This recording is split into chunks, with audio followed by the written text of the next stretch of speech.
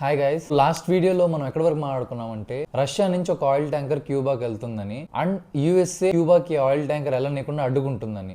either Russia అయినా తగ్గాలి లేదా యూఎస్ఏ అయినా తగ్గాలి, ఇద్దరు తగ్గకపోతే మాత్రం వీళ్ళిద్దరూ గొడవ పడాల్సి ఉంటుంది. అండ్ యూఎస్ఏ వర్సెస్ రష్యా గొడవ అయితే మాత్రం అది చాలా పెద్ద గొడవ అవుతుందని అనుకున్నాము. బట్ సడన్ గా మొత్తం డైనమిక్స్ చేంజ్ అయిపోయింది. సింపుల్ గా ట్రంప్ గారు ఏమన్నారంటే, మొన్న క్యూబాకి ఎవరు హెల్ప్ చేయాలన్నా చేయండి, ఏం చేసినా సరే క్యూబా అనే కంట్రీ ఫెయిల్ అయిపోతుంది, మా నెక్స్ట్ టార్గెట్ క్యూబానే, బ్యాడ్ రెజ్యూమే ఉంది, దాన్ని మేము ఎలాగైనా మారుస్తాము. ఇప్పుడు రష్యా లాంటి కంట్రీ ఒక ఆయిల్ షిప్ వేస్ట్ చేసుకోవాలనుకుంటే పంపించుకోనియండి, రష్యా నాకేం ప్రాబ్లం లేదు. Cuba's going to be next. Cuba's a mess. It's a failing country, and they're going to be next. Within a short period of time, it's going to fail, and we will be there to help it out. If a country wants to send some oil into Cuba right now, I have no problem with it. Do you worry that helps? Whether it's Russia or no, he loses one boatload of oil. That's all it is. It's fine. If he wants to do that, and if other countries want to do it, it doesn't bother me much. It's not going to have an impact. Cuba's finished. They have a bad regime. ఏ country పంపించాలన్నా కూడా పంపించండి, నాకు అసలు ఇబ్బందే లేదు అన్నారు. అంటే నేను ఫుల్ షాక్ అయిపోయాను. చాలా పెద్దగా అవుతాయి అనుకున్నవన్నీ సింపుల్ గా సార్ట్ అవుట్ అయిపోతున్నాయి, అండ్ సింపుల్ గా సార్ట్ అవుట్ అవుతాయి అనుకున్నవన్నీ చాలా పెద్ద ఇన్సిడెంట్స్ కి దారి తీస్తున్నాయి. అండ్ దీని తర్వాత క్యూబాకి రష్యన్ ఆయిల్ షిప్ కూడా వచ్చింది. ట్రంప్ గారి ఉద్దేశం ఏంటంటే, ఒక ఆయిల్ వచ్చి పెద్ద ఇంపాక్ట్ ఏమి ఉండదు క్యూబాకి, వాళ్ళు పంపించినా పంపించకపోయినా క్యూబా మాత్రం డెస్ట్రాయ్ అయిపోబోతుంది, దానికి మేము ఇంకెళ్ళి హెల్ప్ చేస్తాం, మా నెక్స్ట్ టార్గెట్ అదే అన్నారు. సో సడన్గా షాక్ అయ్యా, కానీ ఒక పక్క చిన్న హ్యాపీనెస్ కూడా వచ్చింది. ఎందుకంటే మొన్న కొద్దిగా భయపడ్డా, రష్యా వర్సెస్ యూఎస్ఏ గొడవ పడితే అసలే ఉన్న సిచ్యువేషన్స్లో ఇంకా పెద్ద పెంట అవుతుందేమో అని. బట్ లక్కీగా అలాగేం జరగలేదు.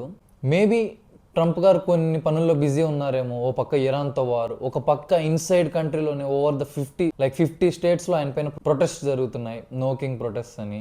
8 to 9 million పీపుల్ వచ్చి ప్రొటెస్ట్ చేస్తున్నారు. ఇది చాలా పెద్ద ప్రొటెస్ట్ ట్రంప్ గారికి అగైనెస్ట్గా, అసలు అమెరికా హిస్టరీలోనే పెద్ద ప్రొటెస్ట్ లాంటిది ఇది. పైగా ఇవే కాకుండా ఓ పక్క ఇరాన్ ఏమో ఒక కువైట్ ఆయిల్ ట్యాంకర్ని కొట్టింది దుబాయ్ దగ్గర. అండ్ ఇరాన్ యుఎస్ ఎయిర్ బేస్ని కూడా స్ట్రైక్ చేసింది సౌదీ అరేబియాలో.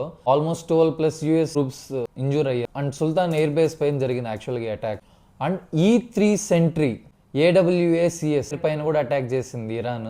అసలు ఇవేం చేస్తాయంటే, ఇవి గాల్లో ఉండి బేసిక్గా గాల్లో పనిచేసే రేడార్ టైపు. ఒక 400 kilometers చుట్టుపక్కల వరకు ఎక్కడైనా ఏ బోట్స్ ఉన్నా సరే, ఇంకేమన్నా ఫైటర్ జెట్స్ ఉన్నా ఏమున్నా ఐడెంటిఫై చేసి వాళ్ళ కంట్రీకి ఒక వార్నింగ్ ఇస్తుంది, ఇక్కడ వీళ్ళు ఉన్నారు, ఇక్కడ ఇవి ఉన్నాయి, ఇక్కడ ఈ ఎనిమీస్ ఉన్నారని చెప్పి. సో దట్ యుఎస్ ఇంకా డేటాని బాగా యూటిలైజ్ చేసుకొని మరీ ఇంకా మంచి అటాక్స్ చేస్తుంది. అలాంటి దాన్ని ఇరాన్ ఈరోజు కొట్టింది. అది ఒక్కటి లాస్ అయినా సరే యాక్చువల్గా అది చాలా పెద్ద లాస్ యూఎస్ఏకి. బేసిక్గా ఒక flying radar station and command station, అది దాన్ని కొట్టింది. సో ఇది పక్కన పెడితే స్పెయిన్ వాళ్ళ ఎయిర్ స్పేస్ ని యుఎస్ వార్ ప్లేన్స్ కి అసలు ఇవ్వకుండా పూర్తిగా డినే చేసేసారు. కంప్లీట్ గా మేము ఏమాత్రం హెల్ప్ చేయమని చెప్పి పక్కకు తప్పుకునేసారు స్పెయిన్ ని. సో ఒక పక్క కంట్రీలో ప్రొటెస్ట్లు, ఒక పక్క E3 సెంట్రీ పైన డ్యామేజ్ అవ్వడం, 10 to 12 ట్రూప్స్ ఇంజూర్ అవ్వడం, కువైట్ ఆయిల్ ట్యాంకర్ డెస్ట్రాయ్ అవ్వడం, సౌదీ అరేబియాలో US air bases కొట్టడము.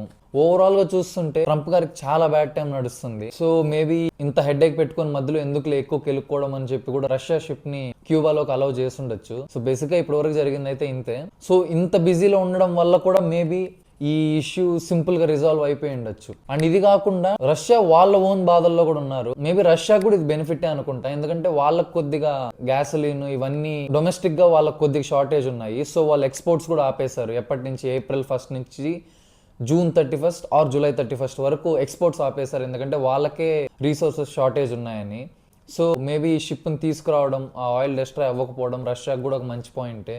Maybe Trump గారు పక్క బిజీ ఉండడం, రష్యాకి కూడా కలిసి రావడం, బికాస్ వాళ్ళే కొద్దిగా షార్టేజ్లో ఉన్నారు కాబట్టి ఎక్స్పోర్ట్స్ ఆపేశారు. సో ఓవరాల్గా మ్యాటర్ ఎస్కలేట్ అవ్వకుండా సింపుల్గా, అసలు అనుకోకుండా చాలా సిల్లీగా సరదాగా క్లోజ్ అయిపోయింది. ఏదో పెద్ద గొడవ అయిపోతుంది అనుకున్నా. మేబీ అంతేనేమో, కొన్నిసార్లు చెప్పాను కదా, ఈజీగా సార్ట్ అయిపోతాయి అనుకున్న థింగ్సే పెద్ద వాటికి దారి తీస్తాయి. ఒక్కోసారి పెద్దవి అయిపోతాయి అనుకున్న థింగ్సే ఈజీగా సార్ట్ అవుట్ అయిపోతూ ఉంటాయి.